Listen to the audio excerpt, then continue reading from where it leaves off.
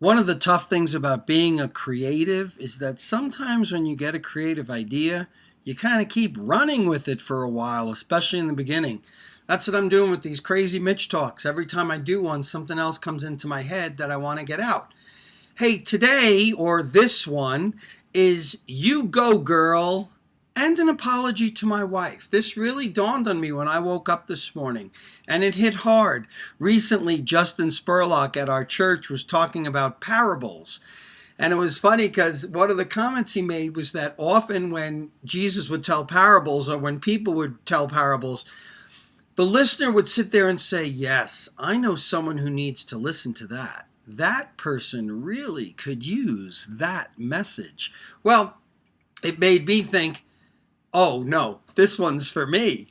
And he said that's what the interesting thing about parables is that often the one who's pointing the finger saying, I know someone who could use that message, probably ought to be pointing it at themselves saying, you could use that message. You Go Girl is something that many of you hear me say all the time. I post it on Facebook a lot. I put it in a lot of text messages to support people. It all started a couple of years ago when I would drive Willow to school. We would drive uphill to take her to school here in our neighborhood. And there was this one woman who was a little bit overweight. And believe me, that is not a judgment because I am overweight. So it is not a judgment. She was a little overweight. And every single morning I would drive Willow to school. So 5 days a week at about 7 o'clock, this woman was jogging or walking or wogging. So a little bit of both up this hill, and I would beat my horn and give her a huge thumbs up. Where's the camera? There it is. A huge thumbs up, and I would say in our car, you go, girl. And I just thought, you go, girl. You do it. And I love that. Even if I don't understand your passion, I'm happy to offer a you go, girl, because I thought, man, this woman is dedicated, and I was so impressed with that. Now, here comes the part that I realized this morning, and this is a direct apology to my wife, Kristen. So I don't know that you watch these because you hear Mitch talk all the time, so you're a little bored with it. But maybe someone will forward you this and you'll be like, oh, well, he mentioned my name. Perhaps I'll watch it. I owe a huge apology to my wife because I realized something this morning, and I need to work on this and get over it, is being a little bit jealous of my wife. That sounds so weird to say, but it's so true. My wife has found these classes that she loves. They're bar classes, not Long Island Iced Tea Bar, Barre, the ballet bar classes. She goes to these classes 4 to 5 times a week in the morning, and they do these crazy exercises at a ballet bar. I guess she's invited me to go. I'm afraid I might die, but I want to go sometime.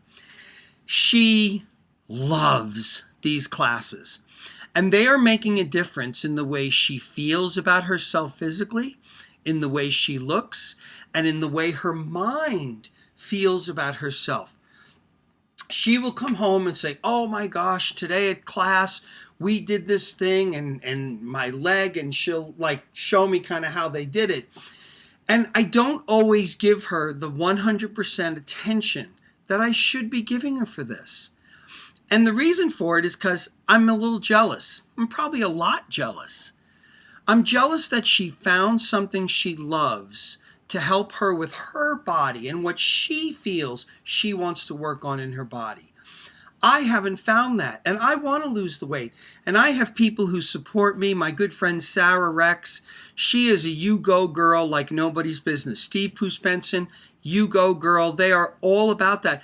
I haven't found my rhythm yet for getting to the gym, for going on walks, for going on jogs. That's my own thing. I'll deal with that in another Mitch talk about excuses.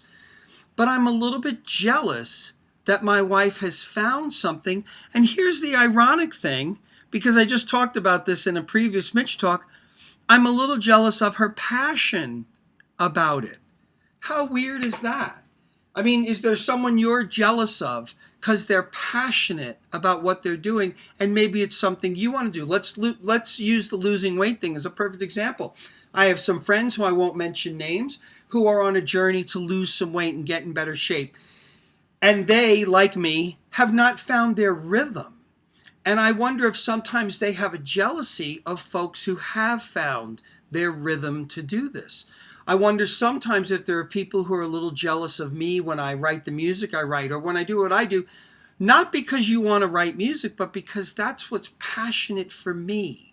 I'm excited by that, and I love to do it, and I love to share with you that I love to do it. Isn't it ironic that the jealousy is about my passion and expressing my passion for something that I like to do? So right here on the Mitch Talk, I came real close to the camera. It's weird doing this looking at the camera all the time. Kristen, I apologize.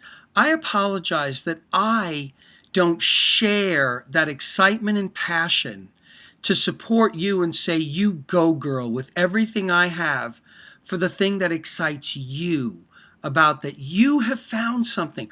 I'll find my thing. I don't know if it's a gym. I don't know if it's a walk. I don't know what it is yet, but I'll find mine. And I hope that others are passionate when I find the thing that works for me. You go, girl. Whatever you're trying to do, whether it's carving pumpkins, Barry Brown, whether it's going to bar class, Kristen Samu, whether it's going to 19 strength classes, Sarah Rex, whether it's mucking stall, Steve Poose Benson, you go, girl, is all I have to say. I'm snapping a Z right there. You go, girl.